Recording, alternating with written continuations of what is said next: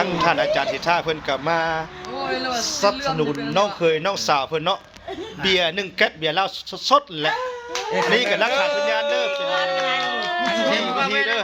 แต่เฮาไปได้ไปน้องเสื้อสายได้น้องก็ได้กินย้อนจอนทานพบเจอหลายๆคือหมู่ฟ้าหมู่แต่ละคนก็หาอยู่ดีมีแฮงอายุมันขวัญยืนซื้อก็ได้ซื้อถือขายแพงเด้อที่เฮาเลยไปถ่ายมันไม่ได้ไม่จะอยากเอาลงในเพลงอะไรน้ำไปคนงามนั่นเลิกกับงามนะคนงามนะเขาแสนก็หลุดเลยใจแซ่บบุญสหายผลงานล้นเหลือได้เจ๊งไทยโอ้ยมันปีใหม่จากทิพย์คือว่าเสียมาหยาดเลยเป็นหน้าที่แล้วที่ว่าเจ้าทำหน้าที่เจ้าแล้วชื่อได้เพียงเลือกไปเอาของแพงเจ้าชื่อเด็กเอาได้ท้าย3ตัวว่าบอก5 6 8ตัว3ตัวก็ยังดีเนาะโอเคได้3 เลยมึงเอาสุดเลยตัวนี้เลย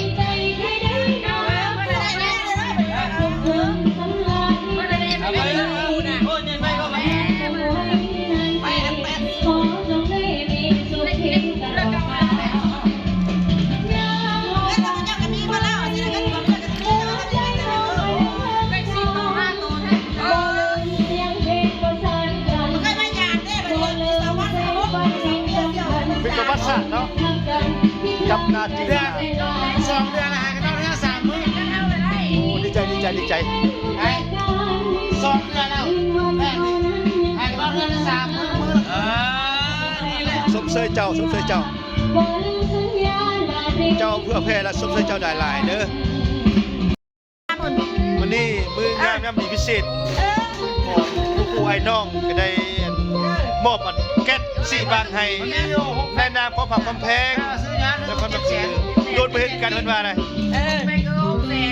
โดนเพิ่นเดียวแล้วหักแพงแล้วก็มอบให้ขอบใจหลายๆเด้อ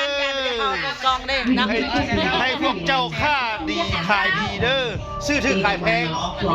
แพงๆได้คือสุขภาพเขียมเมาอีกแล้วแกงเผ็ดเอาไปเลยอ่ะมาขวัญน้ำแกงเผ็ดเขียมเมาเชื่อก่อนที่หลายคนมาหมดเลยนะ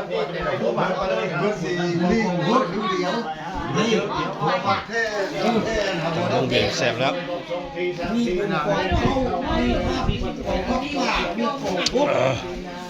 ลงแน่นอนอยู่บ้านกูตามหมดดีมันจะผ่านไม่ควรมาคนเย็นที่ทำจริงดีนะผมสั่งที่สั่งชอบกันว่าถ่ายที่สอดเอาอ่ะเจอมีแล้วด้วย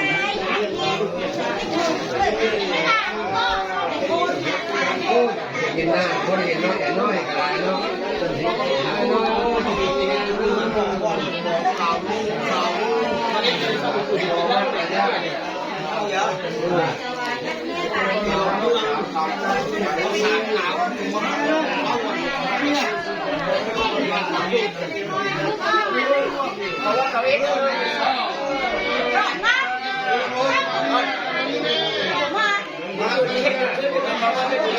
พี่หลบอย่างครับแต่ว่าให้ไปเลยการถูกไฟฝั่งนั้นบอกว่าไม่ได้อะไรเรียกอะไรอย่างเงี้ยแต่ว่าคนร้อยคนละ10 คนทักห้องน่ะถ้าเราไปอ้อนใจนั่นยังได้กินอะไรถึงเราต้องได้เอาองค์เลยก่อนไอ้1 5 15ไอ้1 5ดูแล้วพวกเจ้ากับพ่อโยมบ้านนั่งเดี๋ยวเราต้องเอาใจบ้างเยอะๆได้จะมาเป็นหน้าปี 6 ให้แล้วให้แล้วให้แล้ว ไปนะเสียงบ้านเขาเสียงบ้านเขาเป็นฟังความต่างฟังแต่เขาสิไปเอาพักลูกเดียวถ้าอย่างนั้นมันหน้าเป็ดหรือทำข้าวเขาออกมาสื่อความลอยต่อมาแล้วแม่เขาเนี่ยใครกับเต้าเด้อโอ้ไปเด้ออยู่ด้านจ้องทันไก่ทันละ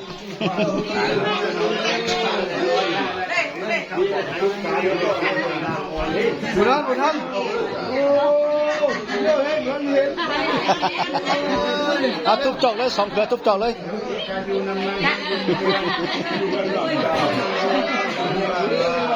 ก็แขนนะบ่ก็แขนกินนะบ่เบียร์ก็ได้ สองเท้าล่ะเรื่องเสียวล่ะ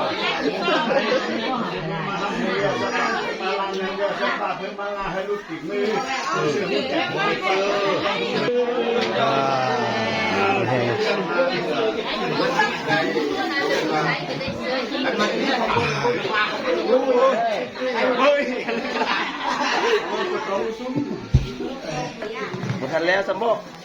เออเลยสุดเชื่อเว้ยชื่อลายไหนกันเนี่ย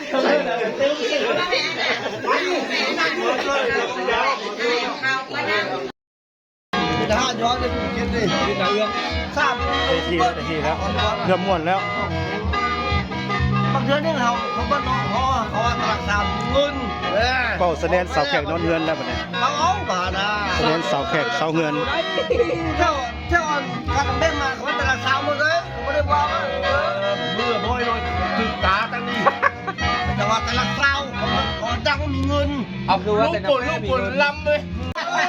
บอกแล้วเสียงจะโดนเป่าขับบ่อยโอ้ไม่ได้ดู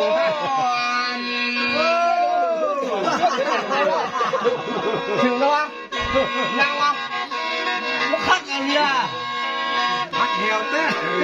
ขับบ่อยกันว่าเก่งคนวันโนมันหาเงินหาคับเย่ปูนใส่แล้วคุณหุบโป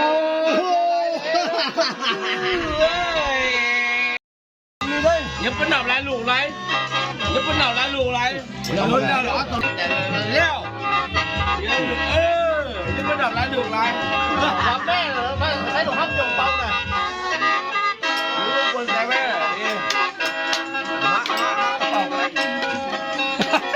นี่ยำความล้ำอยู่ปะแล้วเดี๋ยวนี้สิ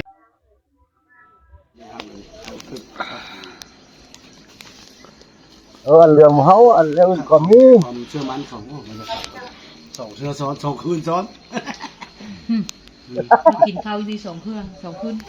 จะพิษพลาดมัน2 คืน ลวกพักกับเจียวปลาแดกปีเส้น1 กับปลาขอบปีกสหายเพิ่นออกมาที่ต่อที่ไหนเต้นเพื่อนไปบิน